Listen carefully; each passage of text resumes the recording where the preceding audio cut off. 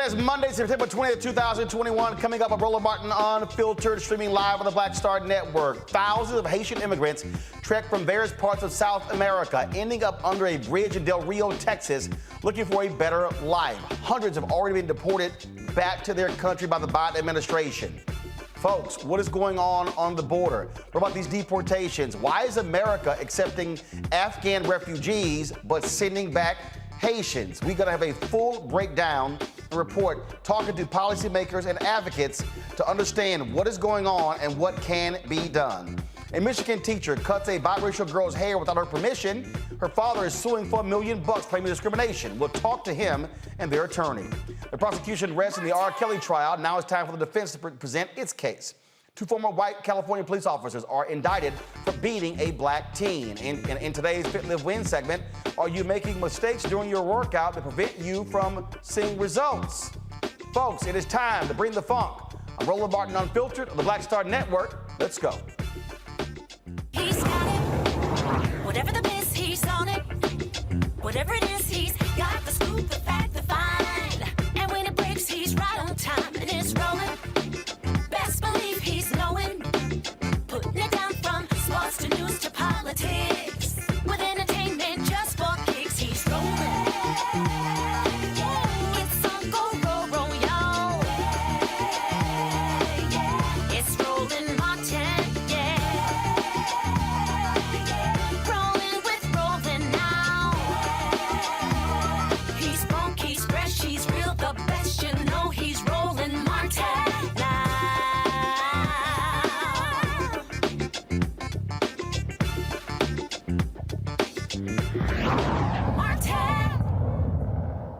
The United States is launching mass expulsion of Haitian migrants from Del Rio, Texas, as more than 12,000 sought entry.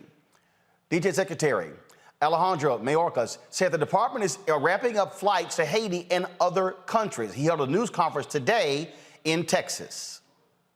We in DHS are securing additional transportation to accelerate the pace and increase the capacity of removal flights to Haiti and other destinations in the Western Hemisphere. We are working to increase the capacity of return flights to Haiti and other destinations. We anticipate at least 1 to 3 flights per day.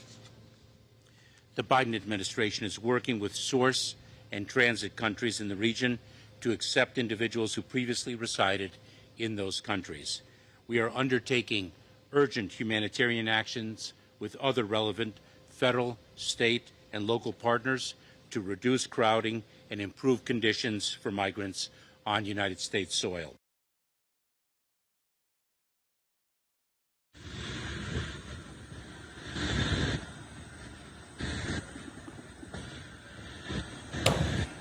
Folks, 3 flights with 145 passengers each arrived in Port-au-Prince earlier today. More flights are planned for tomorrow. Haitian officials are asking the U.S. for a humanitarian moratorium, adding the expelled migrants will likely not accept the expulsion from the United States. Thousands of Haitians migrated from Chile, Brazil, and Haiti, making their way to Del Rio, Texas last week. U.S. border officials say the migrants thought the border was open.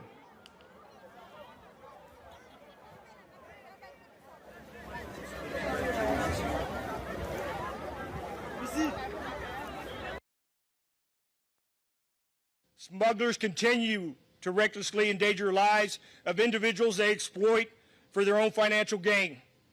Many of these migrants cross through remote, harsh terrain and unpredictable weather to get this far. Many likely didn't make it.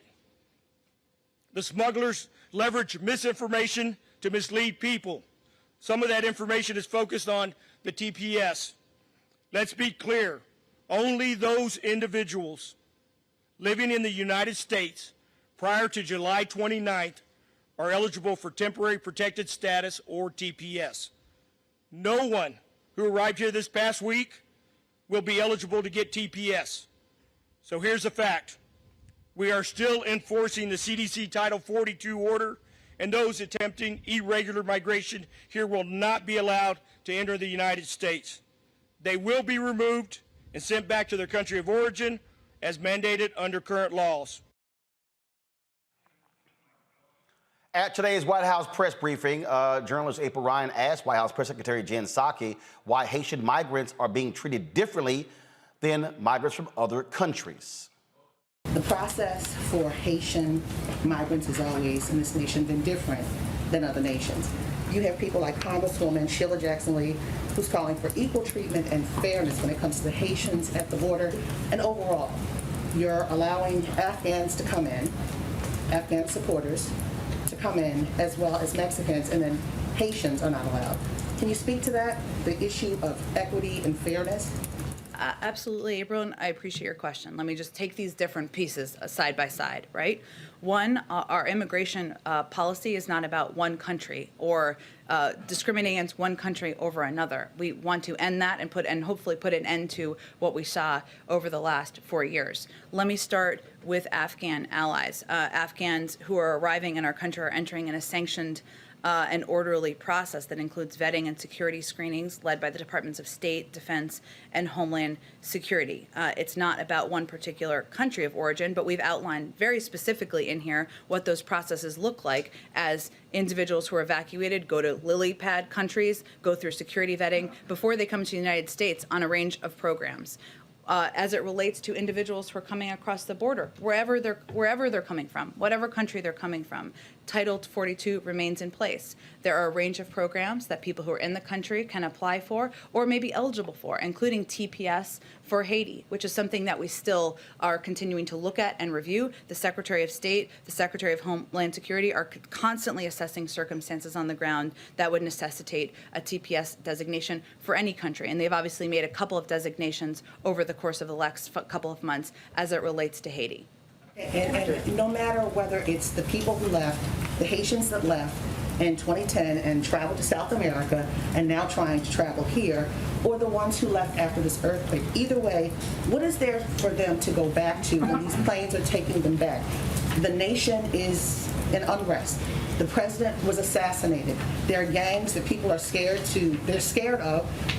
Democratic rule is not necessarily in place. The people are calling, particularly those here in this nation, are calling for the elections not to be held, on time because of unrest there. And then you also have the issue of the earthquakes. So what is there to go back to? What are you deporting them back to? Well, April, I will say that our objective and our focus is not only in implementing current immigration policies. We have also been working to provide a range of assistance, working closely with officials from the government as individuals are going back to Haiti, to provide a range of financial assistance, to provide a range of technical assistance. That is ongoing. And we certainly support and want to be good actors in supporting Haiti during a very difficult time, as you noted, with a government that is still working to get back to a point of stability with recovery from an earthquake. And that's why we have a range of programs, options, as well as financial support in place. Psaki was also asked about the treatment of the Haitians after a video and photos showing several Texas border agents on horses swinging whips. There are photographs and reports of border agents on horseback using what appear to be whips on Haitian migrants. Does the administration view that as an appropriate tactic? Can you speak to that? There are people who are upset about it. Yeah, understandably so.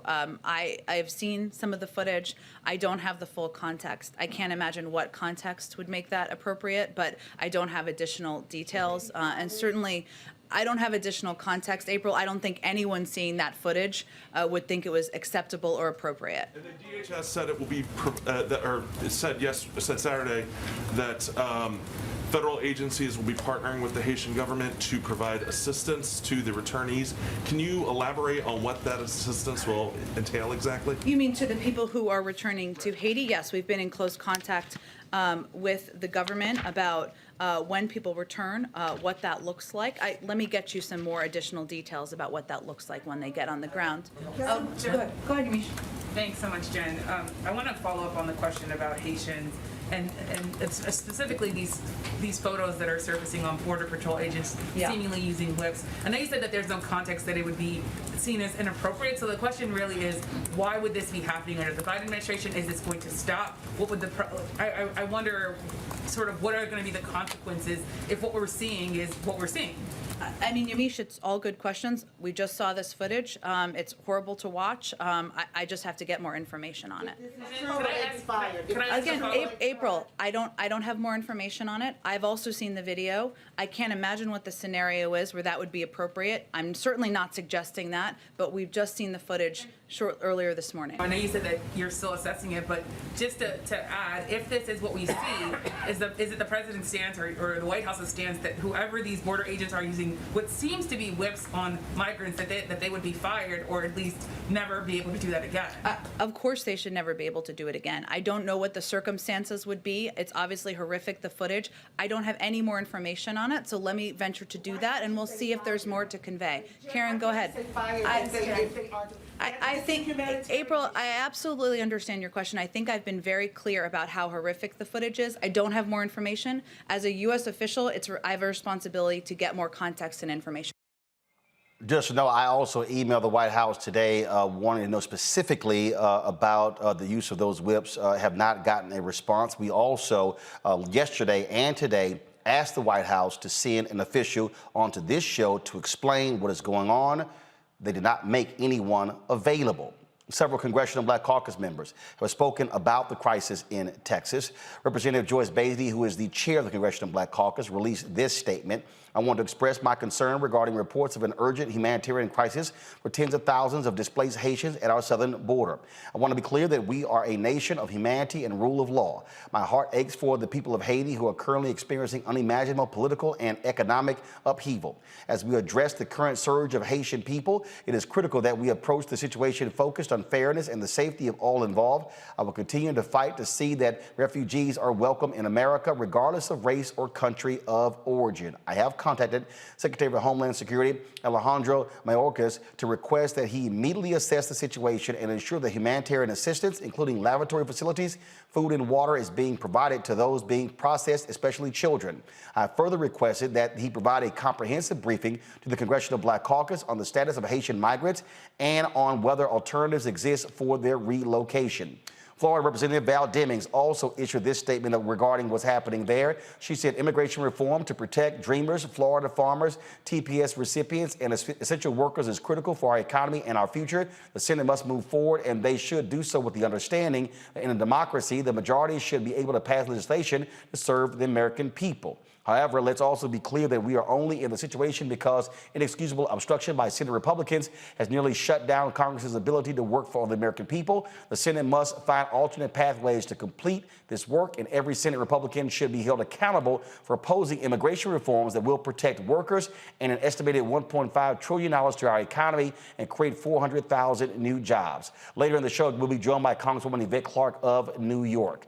Folks, let's now go to several guests. Joining us right now is Judge Carlos Moore. His president of the National Bar Association, Brian Concanon, Jr., Executive Director of Project Blueprint, Patrice Lawrence, Executive Director of Undocu Black Network, and Jean-Jacques Judy, pastor of Walk by Faith International Missionary Church, representative, first of all, International Missionary Church. Judge Carlos Moore, I want to start with you. What is the role the National Bar Association is playing along with the Haitian government or the people of Haiti regarding this crisis? Role in the National Bar Association is simply calling for the rule of law to be followed. We do know that historically the United States has treated immigrants and migrants from Haiti differently than other non-Black migrants. And so we're simply asking for fairness, for humanitarian relief for individuals who have been devastated by a recent earthquake that has displaced over 100,000 people, left them homeless, and then the political upheaval with the assassination of their president. They have no safe place to go.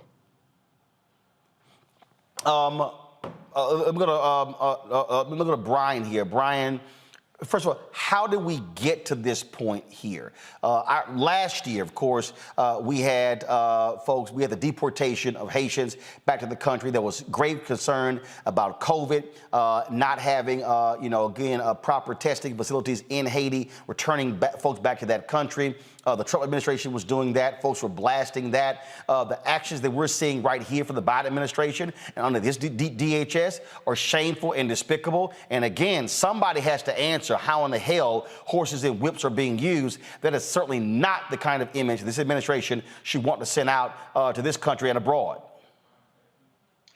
That's a great question, and they're both long-term and short-term answers. The long-term is that for decades, for centuries actually, the U.S. government has had policies that undermines Haiti's ability to provide basic services to its population and undermines democratic governance. That has inevitably created a demand for people to leave Haiti to find somewhere safe where they can live.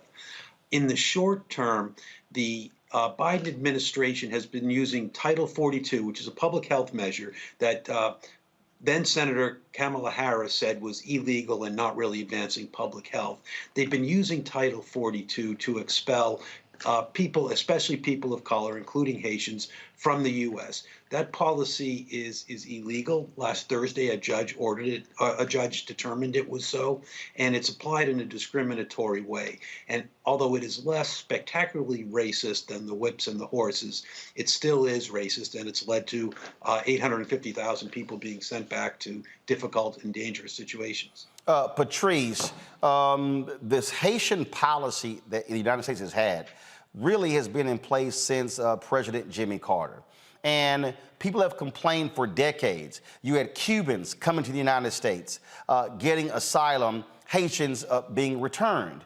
And there really has never been a good explanation as to what's the difference between Cuba and Haiti, other than Cuba is led by a communist regime. Roland, there is no explanation because the only explanation that can be possible is racism. There's absolutely no other reason for this. And that's even clearer with the images that we saw today. I'm really questioning, what year are we living in? Is it 2021 or is it the 1800s? Because what I saw today was slave patrol. What I saw today was Black people saying we are vulnerable. I've got my child with me. I've got my baby on the breast. I have got everything that I have brought with me here to seek assistance. And the United States saying that 15,000 people, 10,000 people is a crisis? Seriously? We can't handle that, but we are doing other things for other countries? It is shameful. It is absolutely disgraceful. It is absolutely shameful. And all of those racists, those savages on those horses need to lose their job immediately. We have to stop the war on Haitians. We need a system of care. We need to make sure everyone's tested for COVID if that's the problem. We need to get rid of Title 42, and we need to institute immediately Haitian parole. We have the tools to use, and the only reason we're here today is because we're under Biden and not Trump. If we were under Trump, this wouldn't even be a conversation. Pastor Judy, when we talk about, we talk about treatment, I mean, here's a question that somebody has to answer to. And that is, how can the United States easily, without any thought, relocate thousands of Afghan refugees? They're not, so if we had to use the argument of Cuba, the Afghans are not coming from a communist regime. So the question then is, all right, why is the United States treating Haitian migrants differently than they are Afghan refugees? It's a good question. It's sadly that we're witnessing what's going on under Biden. What I see that happening here in El Paso, Texas, is that the government, the current government, is let themselves being bullied by Abbott, the governor of Texas, and in that, there is a knee-jerk reaction from the administration, and that reaction gonna cause more problems. for the people that been already about 7,000 that I know that been already in Haiti, and Haiti is not equipped to receive them. It's creating more problems for these people that are trying to find life. If we're gonna do anything about this problem, we need to go to Panama and Colombia to fix it there. Not when they already cross all these countries and then enter even Mexico and now the United States. The United States, like the speakers already said, understand the situation in Haiti. Haiti been ruled by bad politicians for decades. Like Brian and George Carlos was saying, it's bad governance that happening, international bad policy over decades, allowing puppets, allowing corrupt people to govern in Haiti over the last decades, and now we're doing a knee-jerk reaction to respond to this because Republicans who are already against us, against migrants, Republicans bullying, talk about it and so forth, and now the Haitian people are gonna suffer more and more. You're there in El Paso. Are you and your church members, are y'all corresponding with officials there? Are you offering any assistance? Have you actually been on the ground to assess what is going on here? Have y'all even tried to provide any sort of assistance, food, water, anything like that? So El Paso is 85% Hispanic and 3% African Americans, and then we have these 300 Haitians here in El Paso. The majority of the Haitians here in El Paso, not migrants, part of the military. I'm a retired captain from the United States Army. And the rest, it's like 60 families, Haitians, they're all military. So they cannot speak about the current situation. So I speak. Today, the county judge released numbers of Haitians being processed through El Paso from Friday, talking about 1,500, and then starting today is gonna be 500 every day. The process that I'm saying is that to take them to the airport and then send them back to Haiti. This process will not work. This process, like I said again, is gonna cause more chaos in the life of the people in Haiti. The people here in El Paso, I'm one of the black churches here in El Paso that I need to appeal to the black community. I cannot sugarcoat it. We are a minority within a minority, and the black churches here in El Paso know that they have not responded effectively to face this issue with me. Within the last 5 months, I've been receiving migrants, black migrants, black people here in El Paso. They know the stereotype in this city, and they have not come to address these issues to make sure that when a black migrant depart. So now, something very quick I'm going to explain you. When a migrant they finally get released from the so-called detention center that ICE and CBP operate here in El Paso, when they got released literally with the prison outfit and then the GPS monitoring system. And then they let them go through the airport and then to the planes just like that. That's not right. This is inhuman. This is un-American. We should never do that to people. We should never do that to them. Not because they're black. How we call in everybody saying, let's get the Afghans, put them in the military base. By the way, I'm here in Fort Bliss. You probably heard of Fort Bliss, Texas. We're here in this base where they put a lot of migrants. The people say, bring them. They said to bring them. And then now, in about 1 month, You do that to Haitians. You do that to Haiti. Come on, that's not right. That's not right. Here's what's interesting. I got folks, people who run their mouths, always smacking their gums on YouTube saying, Roland, you voted for Biden for this. Let me remind all of y'all who seem to be stuck on stupid, okay? Who sent Haitians back? Trump. Who did before Trump? Obama. Who did it before Obama? Bush. Yes. Who did it before Bush? Clinton. Who did it before Clinton? Bush. Who did it before Bush, the father? Reagan. Who did it before Reagan? Carter. So this is the point that I need people to understand. This is American policy. And that's the issue here. And we need to contend with that. Why does America have a different policy for Haitians than they have for Cubans?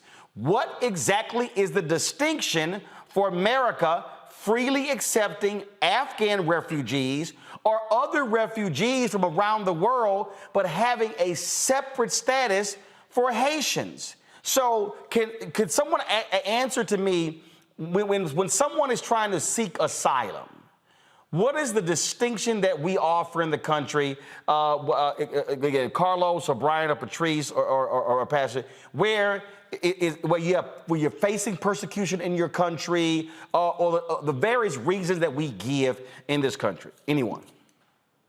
So with Cuba in particular, we had the wet foot, dry foot policy for a very long time. Which Okay, just so said for the that person who don't know, what's wet foot, dry foot policy? it is exactly what it sounded like, which was that if you were Cuban and you came on a boat, you wet foot, and once you set foot on any type of American soil, dry foot, you are allowed asylum. You are allowed asylum. You can get a green card. You'll process by just the mere fact that you're Cuban. Now, Obama wound down that program, so I'm not sure where it is right now. And then for asylum, that is still an international right. But under the COVID pandemic, which of course we're still in, Trump decided to say that he could use Title 42, something that's been around for a really long time. He could use Title 42 to deny migrants at the border. And at that time, as you rightfully say, Kamala Harris, Vice President, was one of the lead people who came out talking about how inhumane that was. And yet, under Biden, they are touting that same rule. So it's as if Trump is terrible, but his policies are not. Look at these images. These images that we are seeing are preventable. America has the money, the resources. They recruited overnight 400 civilians, supposedly, to go down to the border to facilitate with deportation. Why? Because they're at war with these individuals. They're at war with Black people. Black people do not deserve our care or our compassion, and they are not trying to actually make anything better. The other thing that we're not talking about, since you care so much about COVID, wear your masks. And why aren't you giving care to people? Are you testing every single person before they get on that plane? What are you giving them when they actually get to Haiti? And are you caring about whether or not they are themselves going to get sick when they land there? They don't care. They don't care. Haiti has nothing else to offer the United States government at this time. And that's just the end of it. If Haiti had what America wanted, they would do something about it. But at this point in time, Haiti doesn't have what America wants. And so we are going to treat people as if they are dirt. Worse than dirt, worse than dogs. The dogs would have been taken better care of. We see the way Americans treat their dogs. These people are being treated worse than dogs. I'm so sorry. I'm so angry today, extremely angry today, because this should not be happening. And Mayorkas is a hypocrite. Biden is a hypocrite. And so is Kamala Harris to allow this to happen. Also, a last thing, where did they get whips from? I really want a full investigation into CBP, because this is unearthing and shedding a lot of light. Whips and horses? That's what we do? That's what we do to people who are vulnerable. Do you see any Haitians there with guns, with knives, with anything? No, you see them with the clothes on their back and the babies in their arm. Why are you whipping them? Why are you not offering care? Organizations are willing and able. They all know someone here in the United States who can sponsor them. They've got family members. This is cruelty. It's evil. Brian, go ahead. I think one answer to your question was answered by Frederick Douglass back in 1893, who was U.S. ambassador to Haiti. And he said that we were punishing Haiti because Haitians were black and they dared to be free. And I think, unfortunately, that is still the case today. As we know, the Customs and Border Patrol has white supremacism deeply entrenched within its ranks. And even this policy, Title 42, was started by Trump advisor Stephen Miller, who's a known white supremacist. And it was not done to stop COVID, because he tried to use the same thing for mumps before COVID came along. He just wanted to help preserve the white majority in the United States. And that's what this is all about. And the Biden administration may not like that, may not like Stephen Miller's policies, but they are certainly continuing them, either because they like them or because they're unwilling to stand up against the white supremacists. And as long as people who profess to not like white supremacy are not willing to stand up against it, this is going to continue. Carlos, the reality is the Biden administration does have a problem. When you had then U.S. Senator Kamala Harris speaking out against this, now she is vice president. The other issue is this here. Biden also put her over the border. So the question now is, again, so this is happening. We heard from the DHS secretary today, have not heard from Harris, have not heard from Biden. We heard from the press secretary, Jen Psaki, just so people understand. And look, this is probably also very personal to Karine Jean St. Pierre, who was the deputy press secretary, because she's Haitian. And so, again, I reached out to the White House yesterday and specifically said I wanted an administration official on the show today. They got back with me saying the DHS secretary was having a press conference. I said, no, I want someone on the show to explain. No one was offered up. And so they have some serious questions to answer when you talk about this treatment here. And I specifically asked about the horses and the whips, did not get an answer. Roland, from the National Bar's perspective, the Biden administration is sending mixed signals. Just last month, the Biden administration redesignated Haiti a TPS beneficiary nation, where those Haitians already in the country do not have to be deported immediately or repatriated immediately because of the violence and political instability. And yet now you have the Biden administration allowing people to go back without the benefit of seeking asylum in this country when they get to the port of entry. Or, it's baffling to the National Bar Association. So we're simply asking the Biden administration to stop sending mixed signals. Or are you going to do right or are you going to do wrong? You can't not do both. So the question now is what happens next? Because not only that, you also had conflicting statements coming out of Haiti, where some were saying we'll welcome them. Others like, hold up, there's a moratorium. So the other question is this here, what exactly is the Haitian government officially saying with regards to this crisis? Pastor Judy, can you answer that? One thing that we have not received any response yet, one question we ask, because the president of Haiti just got assassinated about a month and a half.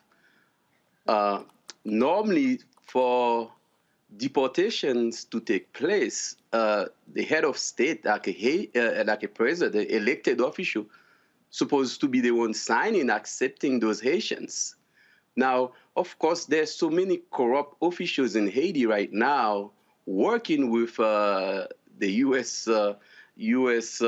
embassy that probably work some deals. Questions need to be answered about how do they accept those migrants, those Haitians. There's some Haitians that left Haiti after the earthquake. They already settled in many places.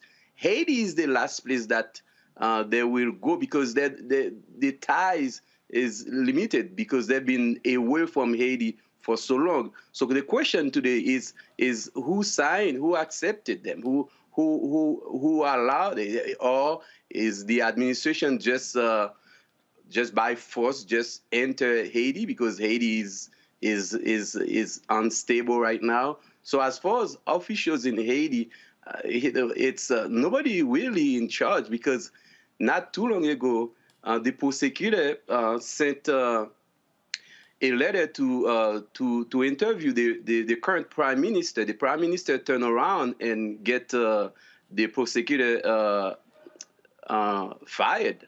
So, I mean, the things that we need to talk about also is that who is in charge in Haiti and who does the administration work with in Haiti to do things. From a Haitian perspective, it's some shady thing is happening right now, and these people, they need to come to your show and to respond to those hard questions.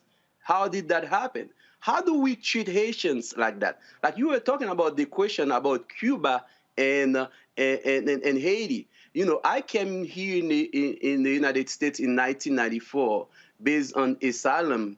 My asylum application from Haiti was granted because when I was in Haiti, I was working in Radio Classique in Haiti. So there was, nowadays when the Haitian, even though they have credible fear of persecution, torture and death, they say that, oh, it's all economical because they don't have anybody that talk on their behalf. Cuba have a lot of people talking on their behalf. Now I'm appealing to the African American community to start helping us, to start helping this country in the Caribbean that's been so long been mistreated, abused by the U.S. and by their own. Well, in fact, on that particular question, I mean, I raised this question a couple of months ago, and I said, in terms of, look, there's a very strong Cuban-American alliance, groups that are in this country, especially in Miami-Dade. And everyone keeps telling me that you have these very strong Haitian-American organizations. Okay, the question is, where are they?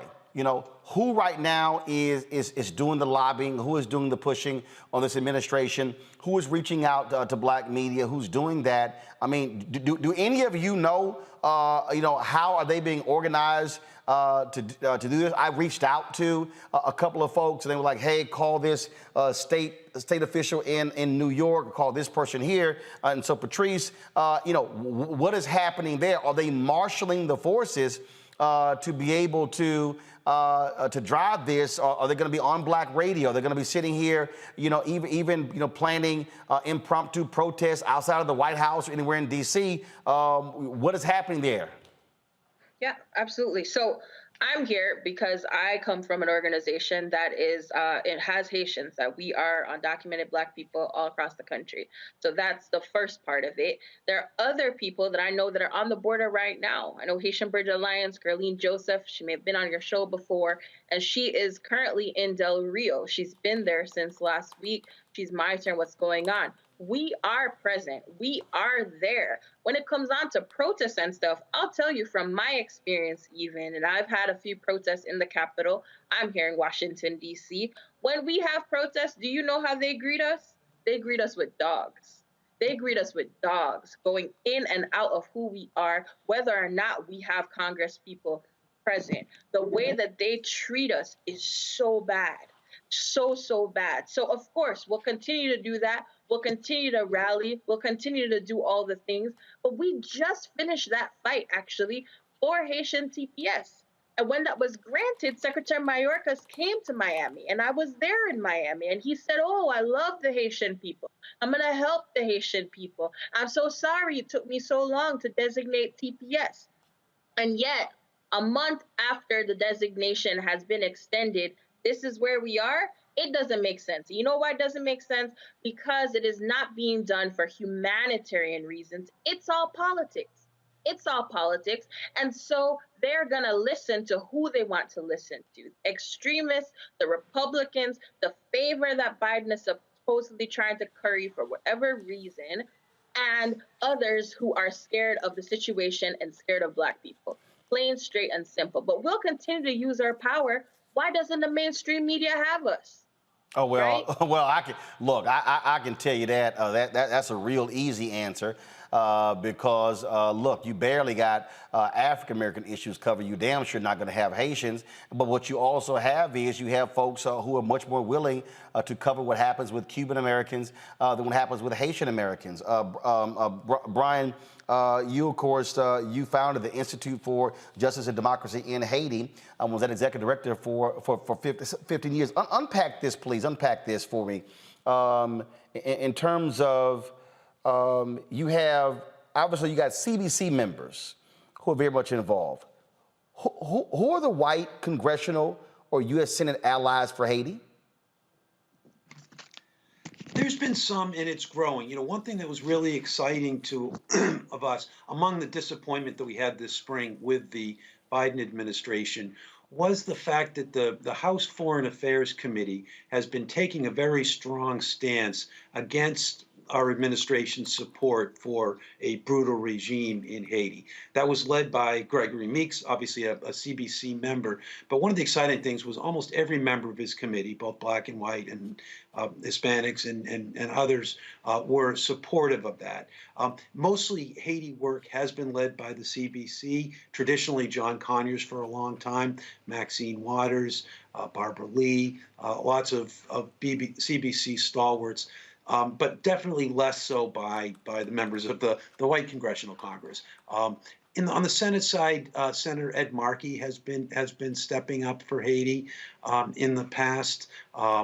But you know, obviously, you need a lot more. You need people willing to stand up against the Democratic administration. I mean, there's much more willingness to stand up for the Trump administration for calling Haiti a shithole country than it was for standing up against the Biden administration for treating Haitians the way we're seeing on television. Well, today. here's what I mean by that. So you take Florida Senator Marco Rubio. There's a huge Haitian American contingent there in Haiti. He said nothing. I'm about to send a tweet out right now. He said nothing. I'm on his Twitter feed right now. He said nothing about what's happening with the Haitians there. Yep. And I think that's been the position of most members of Congress, Republican or Democrat. They're not speaking up. And again, I mean, I don't think I have to add to what everybody else has been saying. There's no way of making the distinction other than on the basis of skin color. Carlos, what's next? What's next? We hope to get down to the border as president of the National Bar, the black lawyers and judges in this country, and see for ourselves what's going on and assist with the Haitian Bridge Alliance to offer humanitarian assistance, offer legal assistance, pro bono assistance to those individuals. They are entitled to a court hearing. They are being immediately expelled from this country without benefit of petitioning the country of the government for asylum. And that is wrong. We want the rule of law to rule the day, to carry the day, and we will fight and not sit silent until justice and the rule of law prevails in this country. Pastor Judy, for you, what should happen next? I think what next is that there's a bigger awareness that just been brought to the attention of the American people and to the black community, is that what you see under the bridge in Del Rio, Texas, it doesn't happen there. We have to go back to see over the past 50 years how the United States of America has been mistreated Haiti by putting bad people in power in Haiti, by setting up bad conditions for Haitians to live in Haiti. What we see that happen under the bridge is the eye-opener that we should never abandon this place. What took place under the bridge when we see people being mistreated, people having makeshift environmental protection, it's giving us a bigger picture as a whole that we need to do something positive. We need not to respond to Republican bullying us. We need to continue forward. Like things that took place in the past, actually for Haiti, the Congressional Black Caucus being in the forefront. Now I understand Biden is the president, is the Democratic president. They're kind of silent. They need to come back and start talking again, start bringing awareness. We need to take off the gloves. The Black Lives Matter. We need to get involved about this minority of Black in Haiti being mistreated for too long. And the real is to let us know that, oh, Haiti still exists. Haiti, we need to do something more positive about that place. Patrice. Dr. Black will continue to organize. In the past week or so, we were able to organize a letter that came from Congress with about 50 Congress people. It needs to be much more. We had another letter that was sent to the administration that had over 300 advocate organizations, national, state, and local. It needs to be much more. And we are calling on all of the viewers to treat this situation as how they treated the kids in cages. Let the whips on horses be the same reaction as kids in cages. And we're going to call for more people to do that and for Biden to institute humanitarian parole for Haitians immediately and end Title 42. There should not be a flight tomorrow after what we witnessed today.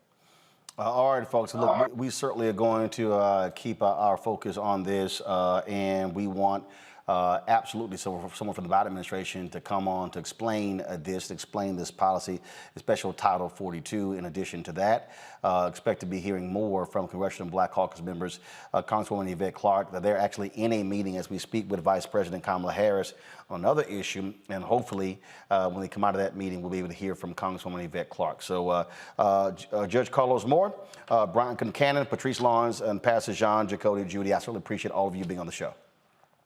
Thank you. All right, folks. Gonna take a break. We come back, we'll have our panel, and we'll unpack this further and break down other news right here on Roland Martin Unfiltered, streaming live on the Black Star Network. Back in a moment.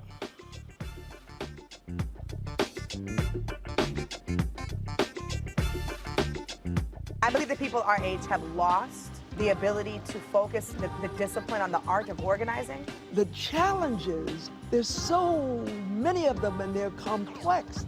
And we need to be moving to address them. But I'm able to say, watch out, Tiffany. I know this road. That is so freaking dope.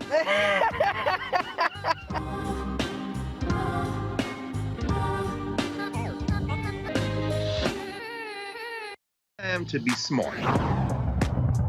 Roland Martin's doing this every day. Oh, no punches! Thank you, Roland Martin, for always giving voice to the issues. Look for Roland Martin in the whirlwind, to quote Marcus Garvey again. The video looks phenomenal, so I'm really excited to see it on my big screen. Support this man, Black Media. He makes sure that our stories are told. See, this difference between Black Star Network and Black-owned media and something like CNN. I got to defer to the brilliance of Dr. Carr and to the brilliance of the Black Star Network. I am rolling with Roland all the way. Honored to be on a show that you own. A Black man owns the show. Folks, Black Star Network is here. I'm real revolutionary right now. Roland was amazing on there. Stay Black. I love y'all. I can't commend you enough about this platform that you've created for us to be able to share who we are, what we're doing in the world, and the impact that we're having. Let's be smart. Bring your eyeballs home. You can't be Black-owned media and be scared. You dig?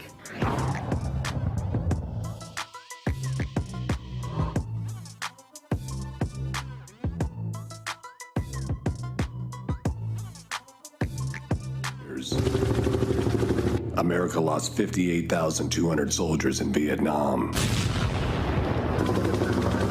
Under Ron DeSantis' disastrous leadership, Florida has lost 47,000 people to COVID. Every day I come to work, I feel like I'm going to war. I feel like it's a battlefield.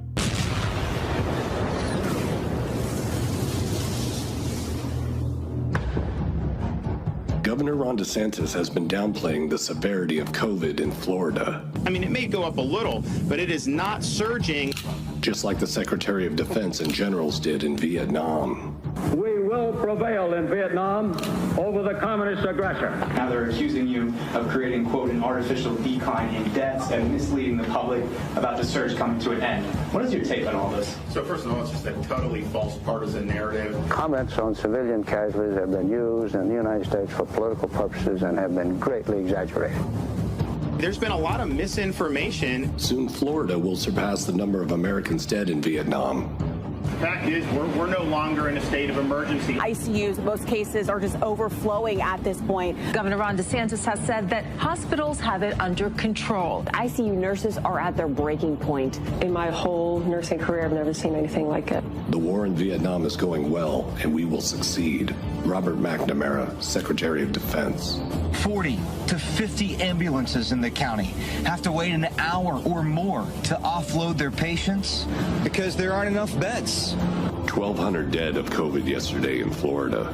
That's not the total for a week or a month, but one single day. More people are dying now than ever before during the pandemic. So you're going to give a speech or are you going to ask a question? Refrigerated trailers are in place at several hospitals to expand hospital morgue capacity. Ron DeSantis' disastrous leadership has turned Florida into its own Vietnam. Yet we were wrong. I believe we were terribly wrong.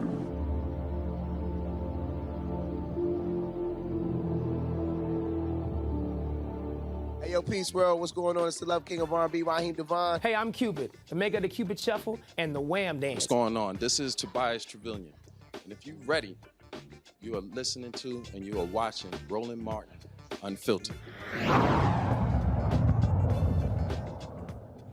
Folks, this is a drone video from the folks at The Insider that gives you a sense of how expansive and how major this issue is, where you have upwards of 12,000 Haitian migrants there on the border. So check this out.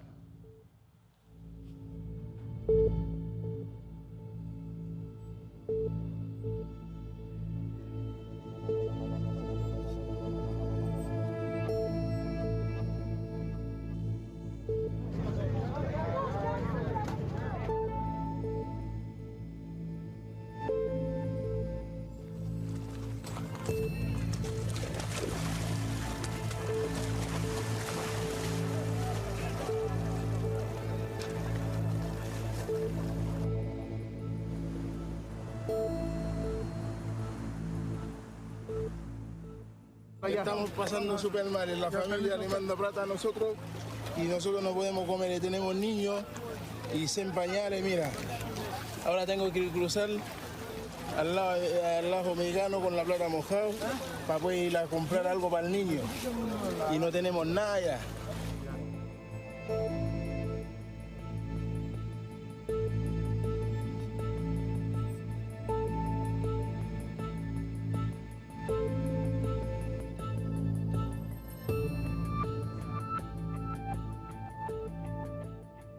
Se eu deportado agora, eu vou morrer. Haiti não tem segurança.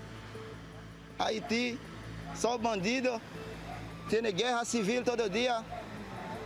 Muito complicado, porque não tem dirigir Haiti, não tem nada.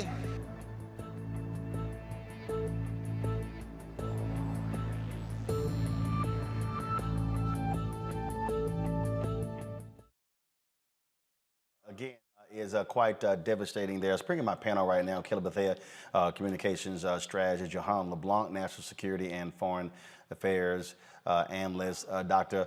Omakongo Dibinga, Professorial Lecturer, School of International Service, American University. Glad to have all of you here. Johan, I'll start with you. Your assessment of how significant and serious this issue is, and what must the Biden administration do to deal with, obviously, these shameful images? Absolutely, Roland. I think that, one, we need to look at the rule of law and see what it says, right? And as we know,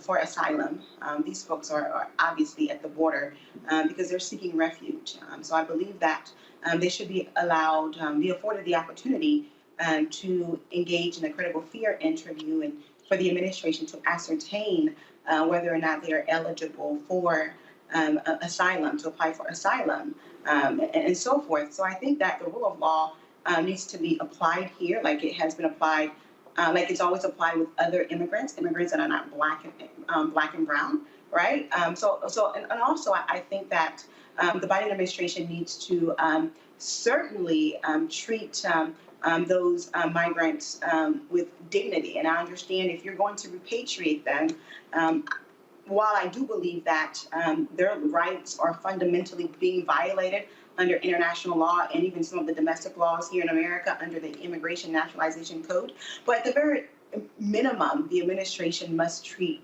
these migrants with dignity. For example, one woman who was sent back to Haiti, she was repatriated back to Haiti. She said, you know, I don't mind that they sent me back to the country where I'm from. That's not the problem. But the Biden administration should have treated me like a human. And I think for all of us, whoever you are watching these images, we should all feel uncomfortable because we put Biden in office. I myself voted for President Biden because Biden told us that he was going to restore America's dignity. And right now, that's not what he's doing. He has continued with Trump's failed policies as it relates to the treatment of immigrants, in particular, Black immigrants. So the Biden administration needs to comply with the rule of law and treat those migrants with dignity. Congo, this obviously, you have an administration that is under intense pressure from the right wing. Let me just give you a sense of why I'm saying that. So go back to my computer, please.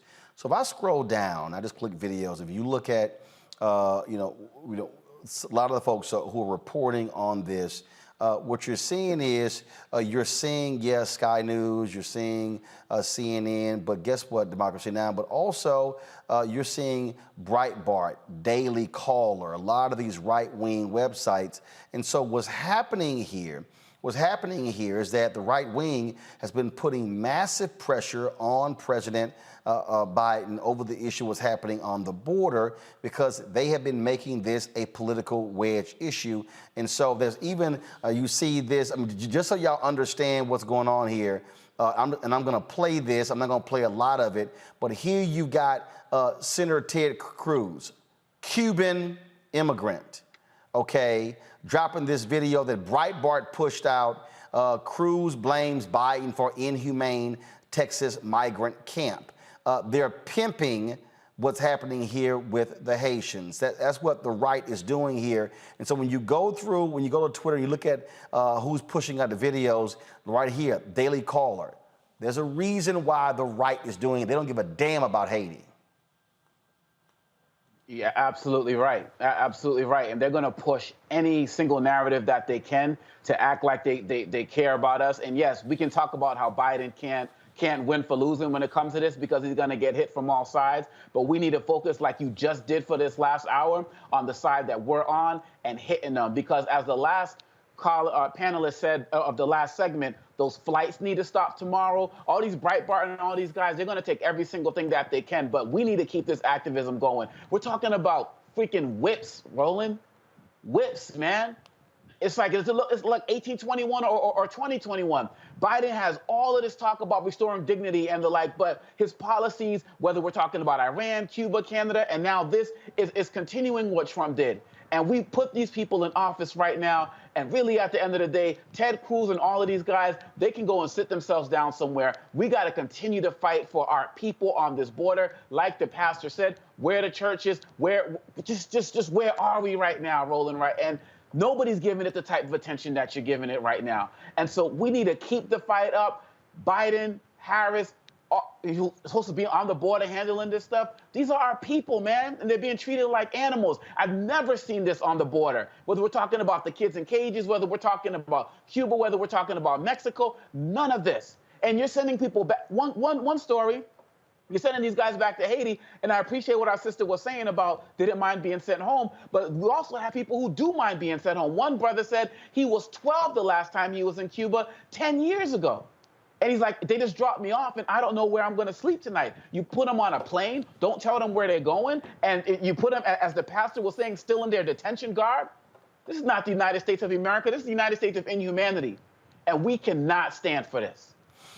Kelly, when we look at what's happening, you heard the pastor there, you heard the man even in that video who says, yo, we don't know who the hell is in control in Haiti. It is a country that is rudderless when it comes to leadership. You have the investigation, the assassination of the president. You have folks saying that the prime minister was involved. I mean, you have all sorts of different things there. And so you heard that man say it's civil war. It's thugs and gangs being in control. Folks are afraid of their lives. It's utter chaos. It is utter chaos. But what's even more chaotic to me is the fact, well, not even chaotic, but it's just incredibly hypocritical of the United States to be treating Haitians this way. But like I've said on your program before, I don't even know if the United States can truly help Haiti the way it needs to be helped, because they don't truly understand freedom. Haiti is free. We are not, because we still treat our own citizens as though there is a caste system here. We still treat Black people like second-class citizens here. So the treatment of Haitians and other minorities at the border, other nationalities at the border, isn't surprising to me, but it is incredibly disappointing, especially when we see literally a flashback to 1821, such as our previous panelist said, with the horses and the whips. And for me, it just does not compute how we still have this performative allyship when it comes to minorities and Black people. American cannot afford to do any more performative allyship. We cannot afford to do any more just surface level humanitarian help. You being there with cameras is not helping the issue. I saw on CNN today, they had a live footage of people bathing in some type of body of water. I couldn't tell if it was a river or not, but it was uncensored. And by that, I mean, there was literally a naked, tender-aged child on CNN without censored. So for me, going back to the fact that they are not treating these people with dignity, and how we are not treating Haitians the way we would treat the Afghans that we literally just risked 12 American lives to get over here, and even more so. The fact that we are taking away their dignity and compromising our integrity as the United States is just appalling to me. So again, we cannot afford any more performative allyship. We cannot afford to keep going like this. It is clear that those men on horses had that equipment for a while. It said the United States on it. They're backed by the United States. So the shocking fact is that it was a picture, not the fact that it's happening. So the Biden administration, this is on you. Yeah, I mean, look, the reality is, you can't say Trump, Republicans. No, Biden, Harris, they are now in control. They control the levers of government.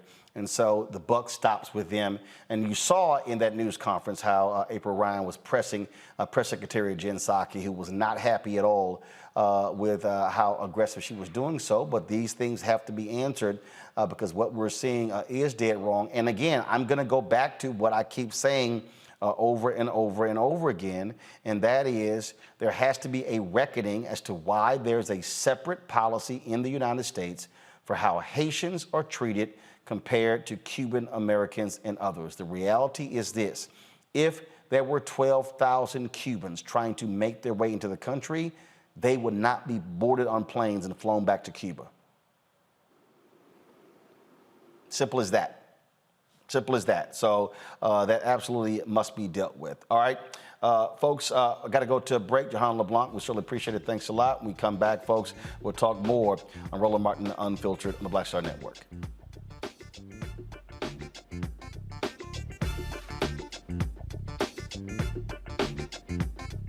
George Floyd's death hopefully put another nail in the coffin of racism. You talk about awakening America. It led to a historic summer of protest. I hope our younger generation don't ever forget that nonviolence is soul force. Priceless.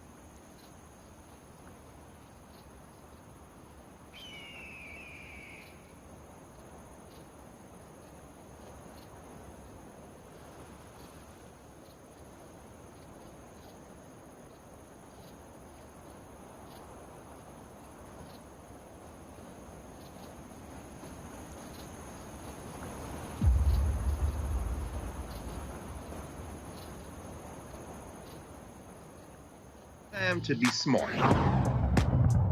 Roland Martin's doing this every day. Oh, no punches! Thank you, Roland Martin, for always giving voice to the issues. Look for Roland Martin in the whirlwind, to quote Marcus Garvey again. The video looks phenomenal, so I'm really excited to see it on my big screen. Support this man, Black media. He makes sure that our stories are told. See, this difference between Black Star Network and Black-owned media and something like CNN. I got to defer to the brilliance of Dr. Carr and to the brilliance of the Black Star Network. I am rolling with Roland all the way. Honored to be on a show that you own. A Black man owns the show. Folks, Black Star Network is here. I'm real revolutionary right now.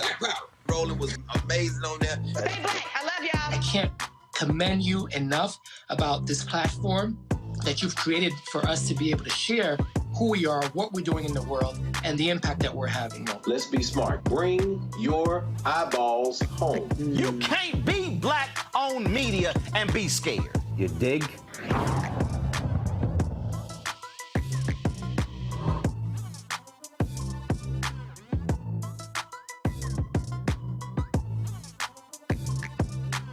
Bishop TDJ. Hi, y'all doing? It's your favorite funny girl, Amanda Seals. Hi, I'm Anthony Brown from Anthony Brown and Group Therapy. What up, Lana Well, and you are watching Roland Martin Unfiltered.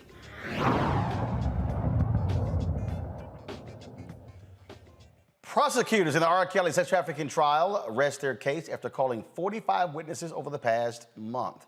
Several women and 2 men in Kelly's inner circle testified he was grooming them for unwanted sex and psychologically tormenting them. The defense will now begin calling former Kelly employees to cast doubt on some of the accusers' accounts. Kelly has denied any wrongdoing. Kelly Bethea, I'll start with you. Again, the R. Kelly defense, they got an uphill battle on their hands. I don't even think it's uphill. I think they already lost the war on this. This is just a matter of constitutional rights at this point, and the fact that R. Kelly is entitled to an adequate and effective defense. Frankly, what he did was indefensible. We have known for 20 years that R. Kelly is a pedophile. He is also a hebephile. He is a disgusting human being who happened to have been talented, not talented to the point of that he's above reproach, but he was talented nonetheless. He was a musician, but that does not excuse his behavior to the tens of possibly hundreds of Black girls and young Black women that he has assaulted, that he has raped, that he has. Hold up. We cannot say he's assaulted and raped because he hasn't been convicted. I understand your Allegedly. point. Thank you. Allegedly. I said, but as a lawyer, we can't make that because he's not been convicted. I'm aware. My apologies. Allegedly assaulted, allegedly raped. Just indefensible crimes that he has been indicted for. He needs to go to jail. Should he be found guilty, which I, at this point, have no doubt that he will be, he needs to be up under the jail. This is a man who claimed to be the Pied Piper. He coined himself to be a predator, because that is what a Pied Piper was.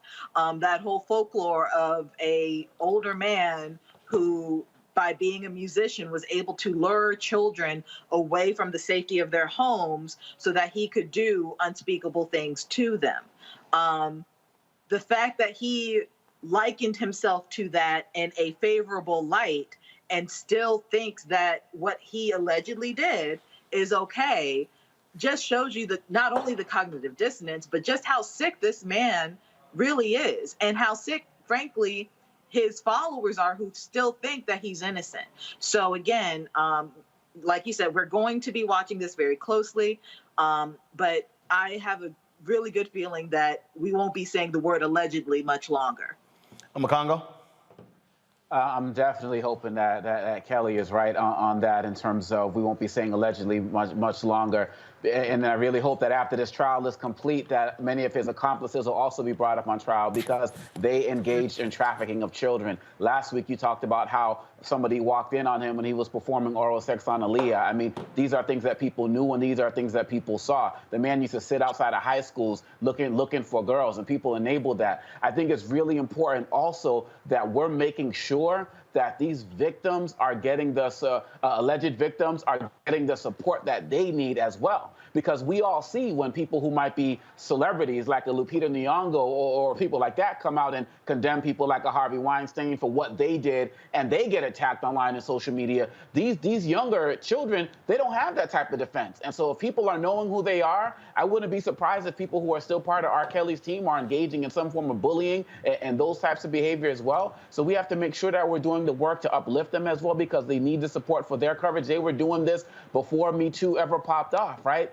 And so really at the end of the day, we have to make sure we're supporting our young black girls who are now young black women now, and probably a little bit older black women now. And we have to make sure that his entourage and everybody who's been involved in this trafficking ring gets punished to this most severe extent of the law if they are found to be guilty. So we certainly will see what happens now that the defense now has their time. All right, folks, so let's go to Michigan, where, crazy story, a Michigan father is suing a school district for cutting his daughter's hair.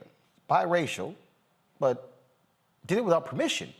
Jimmy Hoffmeyer filed a $1 million lawsuit against Mount Pleasant Public School for racial discrimination, ethnic intimidation, intentional infliction of emotional distress, and assault and battery. Hoffmeyer claims the school violated his daughter's rights after having their hair cut on 2 separate occasions while his daughter, Journey, was at school. Joining us right now is Jimmy Hoffmeyer, as well as attorney Chandrika Simmons and Christina Laster, Director of Policy and Legislation, National Parents Union. Glad to have you here. Jimmy, first of all, why in the hell are they cutting their hair? Like, what was the rationale given? They said it was because my 7-year-old daughter, asked for it to be done. Okay, hold on. They're claiming that your daughter asked for her hair to be cut. Yep. But so what? Is there a salon or a barbershop in the school? No, there isn't actually. So first of all, who cut her hair? First time it was a 7-year-old little girl that was in class with her, and her name was Amaya, I guess. That was on March 24th. And March 26th, it was done by her library teacher and approved by her her first grade main teacher as well. Okay, so I mean, obviously, look, in schools, kids do all kind of stuff. And so having another classmate clip your hair, I mean, I get that. But a teacher actually went ahead and at no point did that teacher say, sorry, Journey, I can't cut your hair. You're going to have to actually talk to your parents? And no one talked to you? She actually addressed my daughter, actually. And, yeah, I'd never got an email, a call. I had to call them to figure out what happened to my daughter's hair. Chandrika, explain this, because does the district actually have a policy? No. Go The ahead. district does not have a policy of educators turning into barbers and cosmetologists for the day. So this library teacher gets permission. Who the hell gave him permission? No one gave them permission. And from the evidence that we've gathered from them thus far, they have every mechanism in place to be able to contact a parent regarding any underlying issue that they may have regarding a student. And in this case, they chose not to contact Mr. Hoffmeyer and to just unilaterally decide that this was best for his daughter. Even though Mr. Hoffmeyer had already taken his daughter to a hair salon after the child on the bus cut her hair to shape it up and make it look presentable, they cut this child hair after she had visited at a hair salon. So I'm just trying, I mean, the thing that really just jumps out at me here, Jimmy, is, okay, what was the response from the principal, from the school district? The response from the there really wasn't a good response. They just asked how they could just make it go away, pretty much, is all they said. And from the get-go, they told me that they were going to end up with letters in their progress reports, and that's what the end result was of their third-party investigation, who never spoke to me or my daughter or her counselor or anything. I want to bring in Christina Laster, of course, with the National Parents Union. Christina, the reason this is significant because this is not the first story we've told. We've had black folks fighting hair battles. We've, of course, been covering the Crown Act, this passage in different parts of the country for the past year or so. And the thing that really that jumps out is just this constant desire to cut black kids' hair. Right. And so basically we see that Mount Pleasant would like the public to believe that this is an isolated incident, but we know that it is not. And there is a pattern and a history of hair discrimination, right? And now we're seeing that permeate throughout K-12 schools where children are either forced to comply or assimilate immediately if they're involved in athletics or whatever the case may be. This takes it beyond the norm of asking the student to like cut their own hair they took that action into their own hands without parental permission or consent. And so this is why it's vital to have accountability mechanisms like the Crown Act that specifically say you cannot do these things and under these certain conditions, because apparently common sense was not so common that day. In terms of what is the next step, first of all, with your lawsuit, Christina? I'm sorry, Chandrika, your next step for the lawsuit?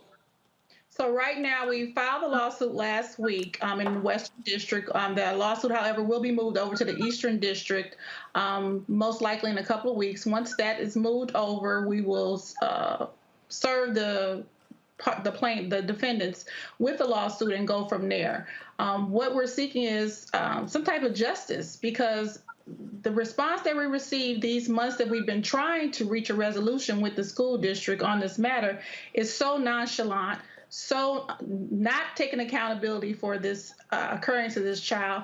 And I don't think they understand the underlying issues, that this is a cultural issue and there needs to be a cultural change in the Mount Pleasant school districts. I've been reading comments about this lawsuit since I filed it, and I see that there's a cultural divide as to children of color and their hair versus others in their hair. But I would like to say this. If anyone had a child in public schools and they came back home with their hair cut, they would be livid. Jimmy, obviously you get a response from the principal. How about the school board? The school board, we haven't gotten any response from, really. We've tried to show up at school board meetings and have them address things, and they've never responded back.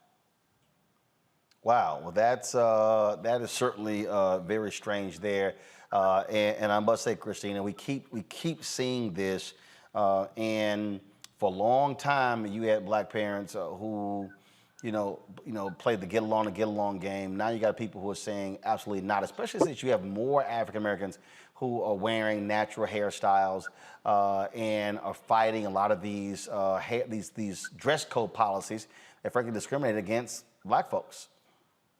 Right. And what we do know is that we can't legislate hard changes, but we can legislate justice, right? This is the importance of having the Crown Act in places for accountability, because as you heard from Jimmy Hoffmeyer, we tried to use the proper protocols and procedures to address the school and the school board and ask for them to hold themselves accountable, but they were unable to do so.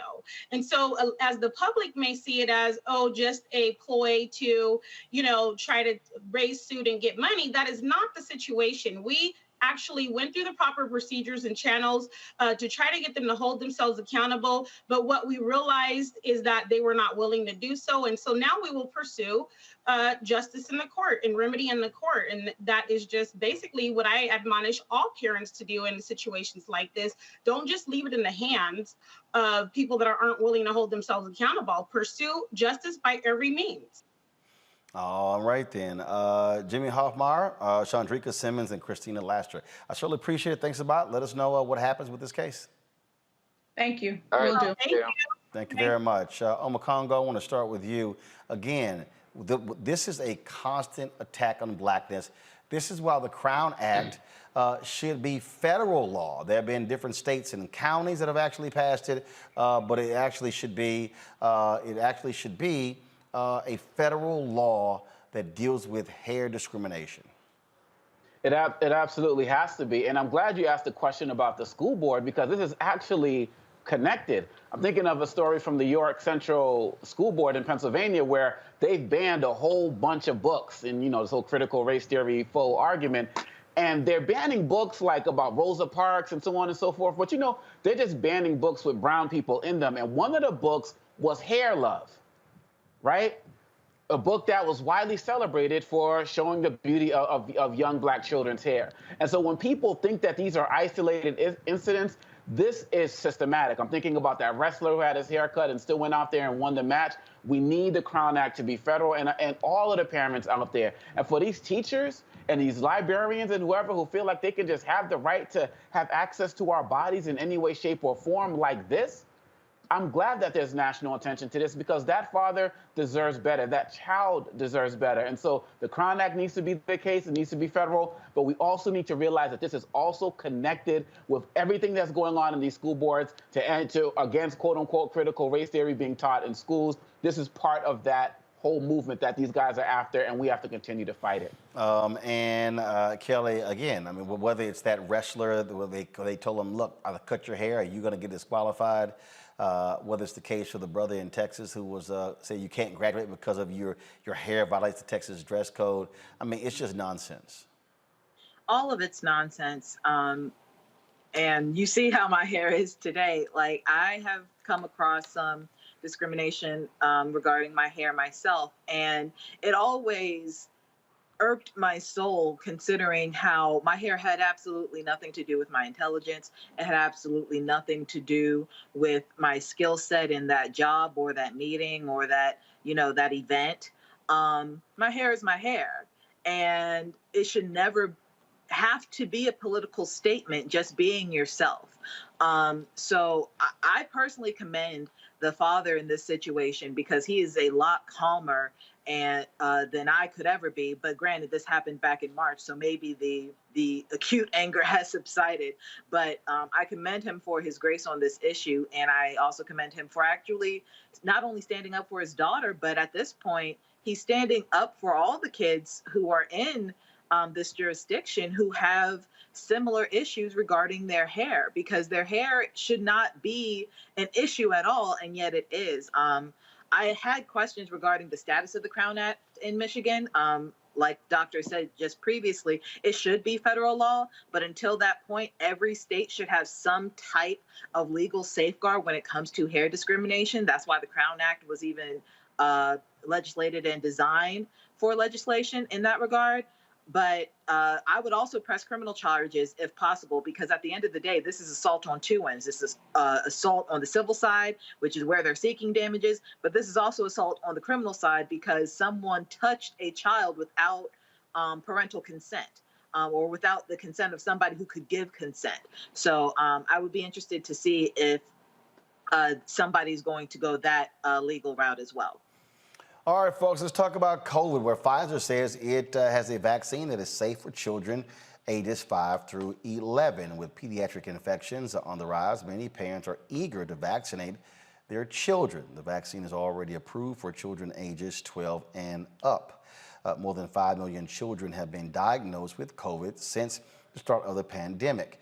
The FDA will decide on the safety of Pfizer's vaccine for children in the coming weeks.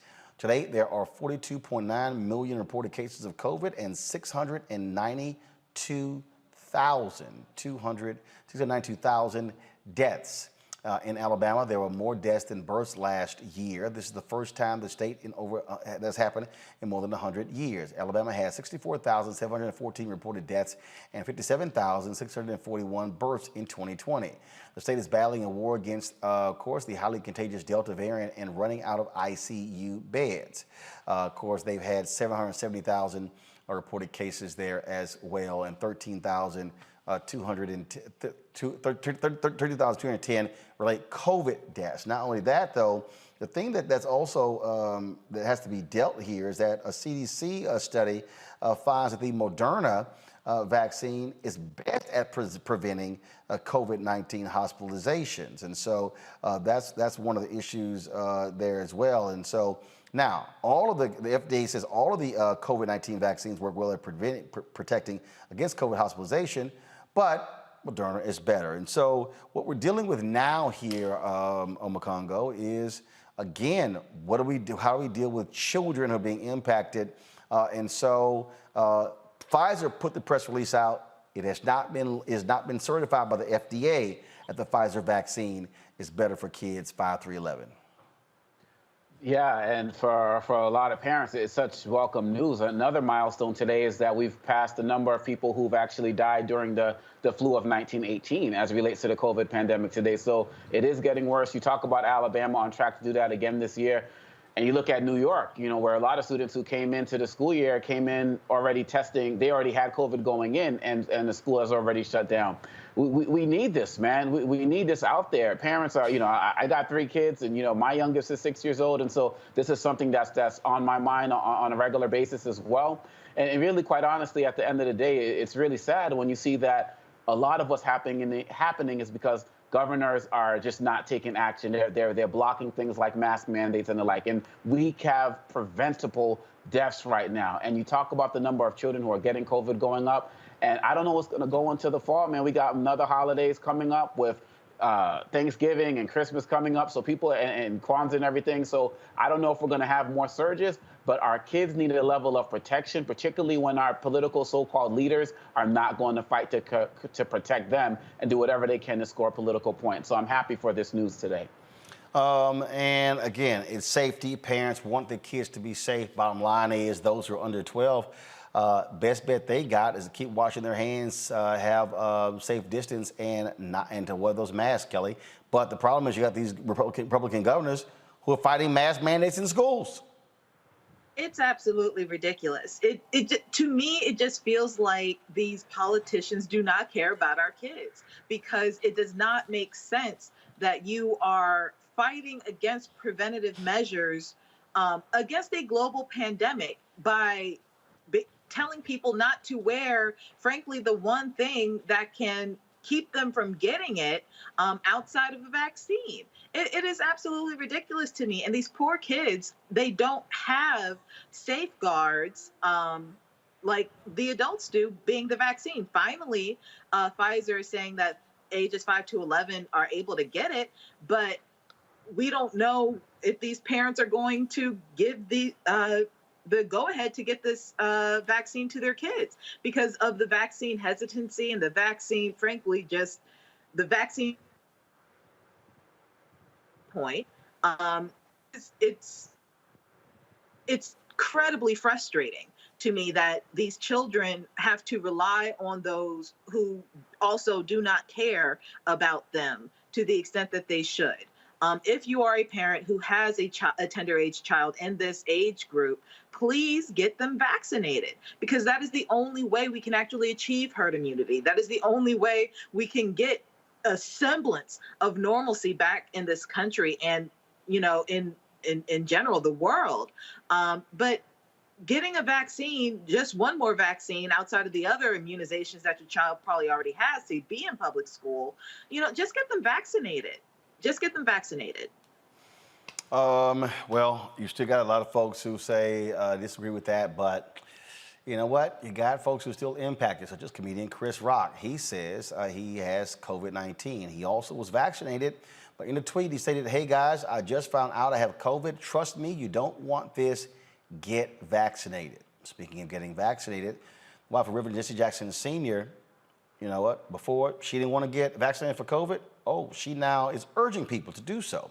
This is after she was diagnosed with a severe case of COVID. She, of course, is out of the hospital, Reverend Jackson. He still is at a rehab facility undergoing treatment for his Parkinson's disease and his issue as well. So it's always, again, she was, now, here's what's interesting. Before they said that Jacqueline Jackson didn't get the vaccine shot because of a pre-existing condition, but now she's endorsing it. Sounded to me like she's actually didn't want to take the vaccine, but she's a believer now.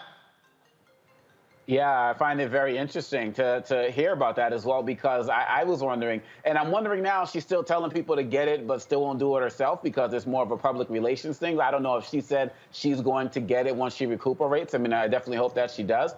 But it's like they say, when this stuff hits you in the face, all of a sudden, everything changes. And I'm just fortunate, I'm just grateful that neither she nor Reverend Jackson were on their deathbed talking about, can I get the vaccine? I mean, she has an opportunity now to heal, and I hope that she continues to be a strong voice for these vaccinations, because quite honestly, a lot of people are going to listen to her, probably more so than they will him.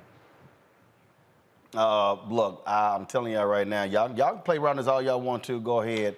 I ain't trying to play around with COVID, but, Sir. And so it goes. All right, folks, 2 former California police officers were headed to court for beating a black teen. Michael Stiles and Omar Villapueda are facing felony assault by a public officer and assault with force likely to cause great bodily harm charges after the brutal beating of Devin Carter during a December 30th, 2020 traffic stop. Now, here's the deal, folks. Watch this video. Boy, it's crazy. Fucking move. Take your seatbelt off. Take your fucking seatbelt off. Okay.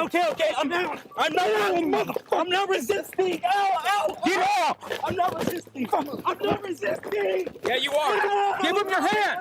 Give him your hand. Give him your fucking hand. Give him your hand.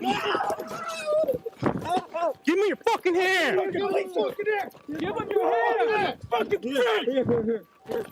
Ow. Give him your hand! Here. I'm on it. I'm done. I got one. Give him your other hand! Ow! Give him your hand! Give him your hand! Your fucking hand, asshole! There. Ow! Yank it. Ow! Yank it.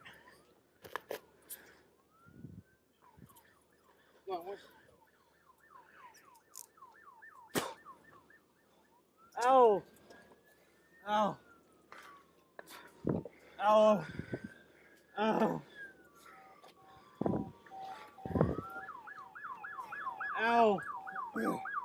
Double up. I'll throw him in the car.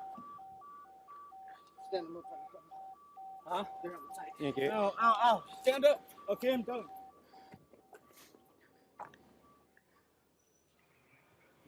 I keep saying, Kelly, the only way you deal with these thuggish cops, you got to indict them, convict them, send them to jail, and take their pensions. That's all. Because at this point, it is absolutely ridiculous. I personally had to, mute my phone and everything because I can't keep watching videos like this. I know that they exist. I know that it's still happening, but I personally cannot handle any more trauma to my Black brothers and sisters being imposed upon by racist police or racially biased police. Because it's not just white people, white cops doing this, it's also Black cops. But the fact that it is still this pervasive is triggering, it is traumatic. I can only imagine how scared that young man was on the ground. He's literally screaming, he's not resisting. And by the looks of the video, the pieces that, I have seen previously, he wasn't resisting. But further, it was just excessive force. Like, it does not make sense to me how you have every facet of defense and tactics imaginable at your disposal to subdue a suspect in any regard, and you choose to go the most extreme route of violence just because you think our skin is a weapon. It is absurd, it is racist, and they should be up under the jail at this point because what they did was absolutely disgusting. Yes, they've been fired. All of the administrative stuff is done. At this point, this is purely criminal. They need to be under the jail. Again, Makongo, if you got to have deterrence, and when they say I can get off, That's no deterrent. That's right. That's right. And this is yet another reminder of why we need the George Floyd Police Reform Act. It's another reason that we need to understand that as part of that is a database of officers who do things like this. So when they do get fired, they can't just go down the road and do this again. And we also have to be mindful of the fact that one of the things the brother was saying was that he sped up because he wanted to drive to a lit area because he was afraid of what was going to happen in being pulled over in the dark. We saw this a couple of months ago with a soldier in Virginia. Imagine if there was no lighting. This brother might have ended up dead. So we see these situations where officers will make the situation worse by running up and say, oh, you're resisting, and then knock them out, or just try to pull people over in the dark. And they put us in positions where they feel like they are forced to do what they're doing, where they're just looking for a reason to beat us down. And so we need that national registry. There needs to be a trial, and we need that police reform bill passed. And yes, I hate seeing these videos. I actually listened but didn't watch, Kelly, so I was on the flip side of you. But we have to be reminded at the same time that we don't have an anti-lynching bill. We don't have a George Floyd Police Reform Act. And with everything going on, COVID and all of these, we kind of lull ourselves into a belief that these things are not still happening until they happen to one of us. And so we have to keep up the fight and make sure that we're following these cases, because if we don't, no one else will. All right, folks, here's an update on the video that we showed earlier of U.S. Border Patrol agents beating Haitian migrants with whips on horses as well. This is a statement released by the Department of Homeland Security. The Department of Homeland Security does not tolerate the abuse of migrants in our custody, and we take these allegations very seriously. U.S. Customs and Border Protection's Office of Professional Responsibility is investigating the matter and has alerted the DHS Office of Inspector General. In addition, Secretary Mayorkas has directed that personnel from the Office of Professional Responsibility be on site full-time to ensure that the responsibilities of DHS personnel are executed consistent with applicable policies and training in the department's values. Secretary Mayorkas visited Del Rio today and witnessed the extraordinary work of DHS personnel. The footage is extremely troubling, and the facts learned from the full investigation, which will be conducted swiftly, will define the appropriate disciplinary actions to be taken. We are committed to processing migrants in a safe, orderly, and humane way. We can and must do this in a way that ensures the safety and dignity of migrants. I would say anything less than them getting fired, Kelly, is unacceptable. I don't see what's humane about a man with a whip on a horse whipping Black people into submission when they are clearly of no threat to the men on horses with whips. Like, there's no excuse for this whatsoever. And like I said before, or at least I tried to say before, this administration knew what was going on at the border. This administration knew that they were equipped in this way. And if they didn't, they weren't doing their due diligence as an administration regarding who is guarding the border. This is unacceptable on so many fronts. I mean, I'm sorry. It's just unacceptable. It is unacceptable. And that statement to me was a load of BS until I see something otherwise physically, tangibly change. Absolutely. I'm Magongo. I found it interesting. I was kind of reading that with a little bit of a third eye, and they talked about cheating people with dignity who are in our custody. And I'm like, okay, well, if these guys didn't fully cross the border yet, if they're kind of like still on the Mexico side, does it justify what they did? You know what I'm saying? And so I thought that was very interesting in terms of how it was worded. But like Kelly said, until we hear some real consequences and see some real action, in addition to all of the other nonsense that needs to stop, like stopping these flights and letting people know, not letting people know where they're going, these are just words to try to quell a situation, but we need to see some real consequences. Absolutely. And so we will be looking for more of that and so to see what happens next. So, yeah, it's going to be quite interesting. All right, folks. You know what time it is?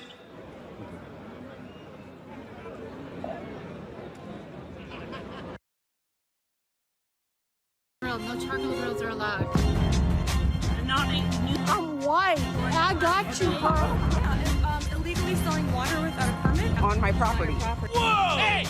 number. Give us your ID. You don't live here. I'm uncomfortable. Well, a Karen in Connecticut slaps and harasses a young sailor in a pizza parlor. Watch this. Disgusting. Ma'am, you're on camera. I would leave now before I call the police. Yeah. I will call the police if you don't leave. No, you are not permitted to grab my phone. You're not permitted to grab this hat. Yeah. I don't know where this behavior is coming from. And just let him be. Just let Show him be. his uniform. Show his uniform. Let him be. Show his uniform. You disgrace the U.S. You disgrace the USA. You fucking piece of shit. You put me on it. You put me on it. You put me on freaking. Put me on. Put me on. Hey, Williams, can you Put give me me a on. number? Can you give me Chief's number? What's Chief? Chief That's Emmett not a Powers. uniform. You piece of fucking shit. Chief Powers. Well, Lori Desjardins turned herself in after the video of her discrediting Sean Myrtle Jr.'s status in the Navy and slapping him went viral. She's facing third-degree assault and second degree of breach of the peace. Sean remained calm during the outrageous encounter. See, here's the deal, and this is what we got to confront this, Omakongo. See, we have to be the ones who remain calm when they act a fool. I'm just telling you right now, you put your hands on me, in that case, you actually can get popped right back, and it's self-defense. The problem is, and I talked about this. I talked about this when I remember the football video game. It was a Pittsburgh game. That here's the other problem: when you do respond, you might get countersued. They might try to arrest you. Now you're dealing with this whole legal battle, and so you're sort of stuck in this conundrum. But these folks are just out of their damn minds. Completely out of their minds. Man, I don't understand. I mean, I understand how he was able to maintain his composure, but it seems like going off of what you're saying, because, police show up and let's say he does respond, physically, they're going to come for him first, period, bottom line, right? And so we have to understand that. And so we do have that legal recourse, but I'm thankful for social media, thankful for these cameras, because that's our recourse, Roland. Yeah, it's going to be extra time, filing these lawsuits and all of these other types of things. Luckily, she got fired from her job as well, but that was because we were doing the work. And when I say we, I'm talking about everybody out there who knows that this is unacceptable. And there's going to be some situations where we're not going to be able to keep calm because ultimately the system is still going to be stacked against us in some way, shape, or form. But we deserve better than this. And isn't there also extra charges that there could be for attacking somebody who's a member of the military as well? And to be quite honest, this is kind of connected to the Hoffmeyer thing, man. You just see it at every level. They're trying to come for us, whether it's our hair, whether it's a uniform, whatever it is. And enough is enough. It's enough. I agree. Kelly? Absolutely. To me, when I first saw this, it was very reminiscent to me of how soldiers would come home from war, World War I, even Vietnam War, and still be discriminated against under Jim Crow laws and the like. Like, she felt in her heart of hearts, like she just knew this man wasn't a real soldier because he was a man of color, because he was Black or whatever ethnicity he is. And the fact that she felt so emboldened to assault someone, a soldier no less, because she thought he wasn't a soldier, shows me that it does not matter whether you're in uniform, whether you've served your country or not. Your skin is viewed as a threat. Your skin is viewed as a weapon. And that is what needs to stop here. It is a culture of white supremacy and arrogance and, frankly, stupidity that creates the caucasity that this Karen possessed to actually, have the unmitigated gall to reach out and touch somebody offensively to the point, it does not make sense to me. It's absurd. I keep saying, these folks gonna end up getting their ass whooped, and then they're gonna, oh my God, I got beat. Don't put your hands on people. Don't put your hands on people. All right, folks, some sad news, and that is this here. Comedian Anthony A.J. Johnson, best known for his role as Easy on Friday, appeared in many other films, including House Party, Minister Society, Lethal Weapon 3, The Players Club, and BAPS. He has passed away. His family announced that he passed away at the age of 55. No cause for death was given. He also appeared on Martin and Malcolm and Eddie, and so certainly our prayers go out to comedian A.J. Johnson. Man, 55 years old. Also, Pastor Carl Bean has been laid to rest. He was a Motown artist who released the 1978 Billboard charting song, I Was Born This Way, which inspired Lady Gaga's Born This Way. Archbishop Bean funeral took place on Saturday. He became a pioneer in the gay community, starting the Minority AIDS Project and Unity Fellowship Church movement in LA for openly lesbian, gay, bisexual, and transgender African Americans. Growing, the church grew into a national movement, creating the first black church for the LGBT community. Archbishop Carl Bean passed away at the age of 77. Also, family, friends, and fans got to say their final farewell to award-winning gospel singer Lee Williams. Williams founded Lee Williams and the Spiritual OCs, a quartet formed in the late 1960s. They performed soul-filled gospel music for nearly 5 decades. The group won several Stellar Awards and a Soul Train Award. Williams' funeral was held in his hometown of Tupelo, Mississippi. He passed away at the age of 75. All right, folks, certainly thoughts and prayers go out to all of them, these African Americans who have passed away, and we certainly honor their work and what they contributed to our society. All right, folks, coming up next after this very quick break, we're going to talk about your workouts. What you need to do if you think you're doing stuff right, you ain't seeing results, how do you switch that thing up? That's next on Fit, Live, Win, right here on Roland Martin Unfiltered, streaming on the Black Star Network. When you study the music, you get Black history by default. And so no other craft could carry as many words as rap music. I try to intertwine that and make that create whatever I'm supposed to send out to the universe. A rapper, for the longest period of time, has gone through phases. I love the word. I hate what it's become, and to this generation, the way they visualize it. Its narrative kind of has gotten away and spun away from, I guess, the ascension of Black people.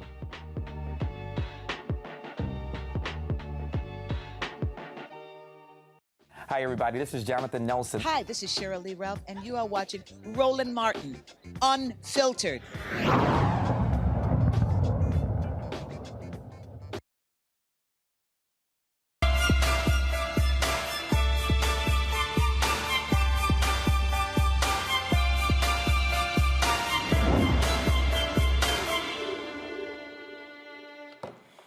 All right, y'all, we all want to get in better shape, so people hit the gym, but what happens if you don't have a trainer? How do you know you're working out correctly? Here to tell us about the top 5 workout mistakes is Dooley Lucius, the founder of Effect Fitness in Atlanta. Glad to have you back on the show. I got a text message last time you were on from somebody who used to work for who said, boy, you had that country boy on the show. I'm sure glad to see him doing well. That was Tyler Perry. Yep. Shout out to Mr. Perry, man. Absolutely. All right, let's talk about these top 5 mistakes. Number 5, the biggest screw up folks make when they are working out. Like I said, bro, I think the biggest mistake people are making right now, man, is just not having a plan. So, like most people you see in the gym, man, they're kind of wandering around. They don't know what this machine works. They don't know what that machine works, especially if like you say, if you don't have a trainer. And I think if you could just educate yourself on simply looking at the machines. Every machine in the gym today, it shows you exactly what body part is working on. So when you're walking in the gym, just simply spend 5 or 10 minutes just educating yourself. If you say, I'm going to do arms today, walk to every machine, look at it. It's going to tell you exactly what to do. And man, just educate. I want to work biceps today. I want to work chest today. I want to work triceps. Just look at the machines and just educate yourself on simply just that part right there. All right, so what about this whole issue of inadequate nutrition and hydration? So here's the question. If we work out in the morning, do we eat before we work out, after we work out, Do we work out on an empty stomach? Do we do a banana? Do we do protein shake? What do we do? I'm thinking you're doing a little bit of both. So right before the workout in the mornings, which is, in my opinion, it's just my opinion, Ro, it's the best time to work out. Because if you ever miss in the morning, you still got the opportunity to get back in the gym in the afternoon. So in the morning, the best time, to me, it's the best time to work out. You got a little room for error. Because if you miss in the afternoon, there's no way you're getting back in there super late at night. But I would suggest you eating something light, like a piece of fruit, like maybe a protein shake right before a workout. But the key meal rolling is right after the workout. Like you see so many people that don't know what to eat after the workout, and they end up not having a plan, so they're going to get something fast. They end up at some damn fast food restaurant. So I think the most important part is make sure you put the right stuff back in after the workout, because that body is burning. Your body is burning. Your body is burning. So you want to make sure you want to put that protein in there. Make sure you got something, because that body is burning that fat. So you want to make sure you're putting the right stuff back into your body after the workout. Okay. All right. This is probably a good one. Inadequate warm-up. I see this all the time when people play golf. They do not do a proper warm-up. And they see me over there stretching, using my bands, and I'm like, all right, y'all going out there and try to hit cold, see what happens.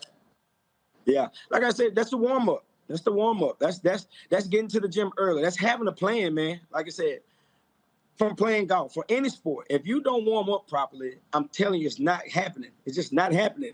It's not happening. All right, let's see here. This is probably, I don't know if Kelly and Congo, y'all have this issue. Resting too long in between sets. How long are we supposed to rest? 5 to 10 seconds max, man. 5 to 10 seconds max. But that's where that accountability. 5 to 10 seconds, not like 30? What? No way. No way. No way. Okay. 5 to 10 seconds, man. You got to be back in that next set. You got to be back. But that's what I'm telling you. If you might not have a trainer, but you got to at least have an accountability partner. Even trainers don't like to work out by themselves. Like, I never like to work out by myself. So 5 to 10 seconds, that one person go, you should be hopping right back in after them. Okay. All right. Let's see here. All right. No flexibility training. Explain that. That's just the same way you talking about warming up properly. Most people, like I said, have no clue what that means. But that just means just getting warm, man. That's a proper stretch. That's a proper stretch, not only before the workout rolling, but after, because your body is super tight after that workout. That's one of the most key times to stretch is right after your workout. Make sure you don't just get in your car and ride 20, 30 minutes back to your destination. Now you're like, oh, my whole body's locked up on me. All right. Kelly Congo, y'all got any questions? Anything y'all been doing wrong you need some help with? When I'm in the gym, I'm actually pretty good at it. But what about for those who don't have the gym membership, who still want to work out? What tips do you have for them who are just getting started? A lot of my friends, myself included, we canceled our gym memberships because of COVID. So the working out and stuff has been increasingly difficult, even more than it was when I was going in the gym, because now I'm afraid to go in the gym because I'm just like, ew, COVID, you know? So how do you, any tips for like inside the house, or because now it's getting colder, so you can't do the outdoor stuff as much. So any tips that you can give us, that'd be great.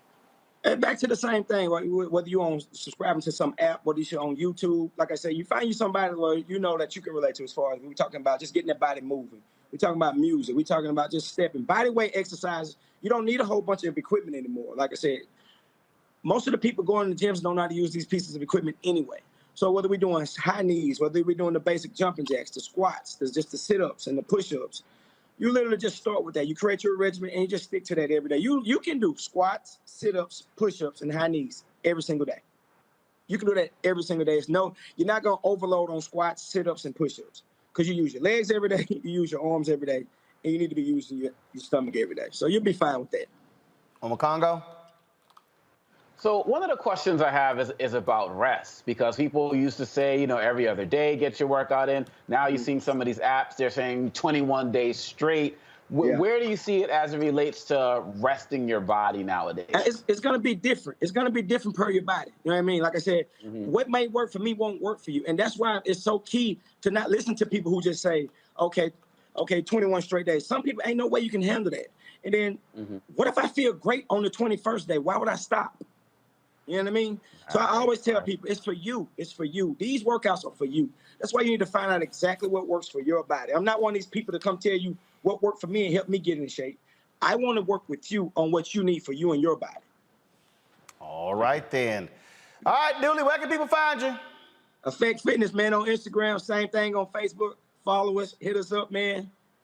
Download our app, Effect Fitness On Demand. Y'all promise you'll love it. You promise we gonna love it? I promise you'll love it. Right from your own living room. You ain't got to come to the gym.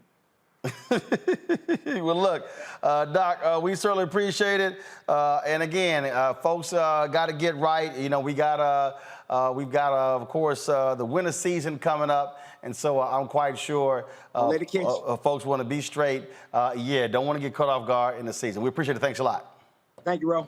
All right, thank you very much. All right, folks, that is it for us. Let me thank Makongo and Kelly for joining us on our panel today. Folks, we're going to stay focused and connected when it comes to what's happening with the Haitian migrants in Texas. I will be pressing the White House again to get somebody on the show. Hopefully, we're going to have the Congressional Black Caucus on the show tomorrow as well. If y'all want to support what we do, be sure to join our Bring the Funk fan club. Where every dollar you give goes to support this show.